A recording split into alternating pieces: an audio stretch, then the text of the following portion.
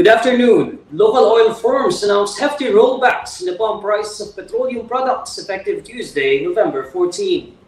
In separate advisories, oil companies say they would slash the price of diesel by 3 pesos per liter and gasoline by 70 centavos per liter. The price of kerosene will likewise decline by 2 pesos and 30 centavos per liter. This marks the third consecutive week of price declines for diesel and kerosene and the second for gasoline. According to the Department of Energy Oil Industry Management Bureau, falling demand in the United States as well as weak exports from China triggered the rollbacks. The State Weather Bureau says the low-pressure area being monitored outside the Philippine area of responsibility is now a tropical depression. And it's 11 a.m. at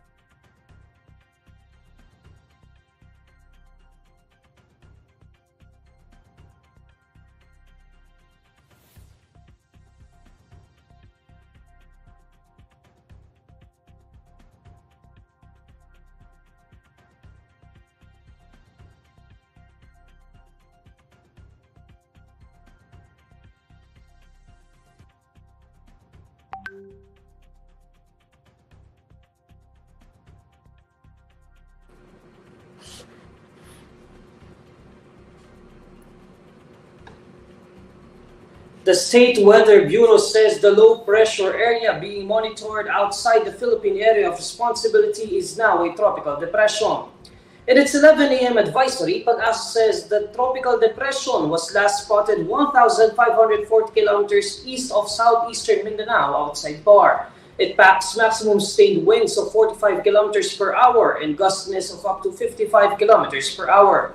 The tropical depression is moving eastward at 20 kilometers per hour. On the track forecast, Pag-asa says the tropical depression may enter the PAR by late Wednesday. Once it enters PAR, the name Kabayan will be assigned to the tropical cyclone. According to Pag-asa, it may reach the typhoon category on Saturday.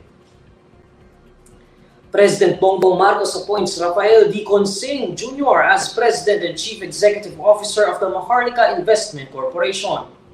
According to the palace, Consing is the current presidential advisor for investment and economic affairs. The Maharlika Investment Corporation shall be responsible for the overall governance and management of the Maharlika Investment Fund. The implementing rules and regulations of the Maharlika Investment Fund Act were released on Saturday, November 11, finalizing the law. Marcos had previously promised to have the investment fund up and running by the end of 2023. Department of Finance Secretary Benjamin Diokno says changes made in the implementing rules and regulations of the Maharlika Investment Fund are within the bounds of the law. In a statement, Diokno notes that the revisions in the Maharlika Fund's IRR were enhancements intended to set up a strong corporate governance structure. He adds that the IRR's finalization came at an opportune time as both foreign and local investors have expressed interest in the Maharlika Investment Fund. The palace released the Maharlika Fund's IRR on November 11 after President Bongbong Marcos ordered it suspended in October to allow a review. The final version of the IRR includes expanding the power of Marcos in choosing members of the board of the Maharlika Investment Corporation, which will manage the Maharlika Investment Fund. It gives Marcos the authority to either accept or reject nominees to the board of directors of the Maharlika Investment Corporation, submitted by the advisory body, which is composed of the National Treasurer, the Socio-Economic Planning Secretary, and the Budget Secretary. Meanwhile, ACT Teachers Party List Representative Franz Castro says the President's increased authority to select the Board of Directors raises questions about the independence and integrity of the fund. She adds that while she is firm on having the Maharlika Investment Fund law completely junked, she will continue to monitor developments surrounding the fund. Here's the latest roundup of today's top stories. Local oil firms announced hefty rollbacks in the pump prices of petroleum products effective Tuesday, November 14. Pag-asa says low pressure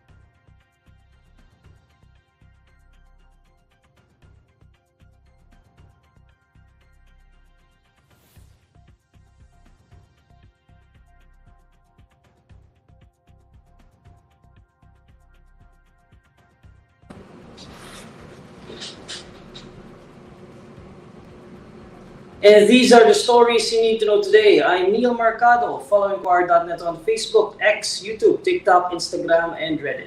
For more stories, visit INQUIRER.net. Good afternoon.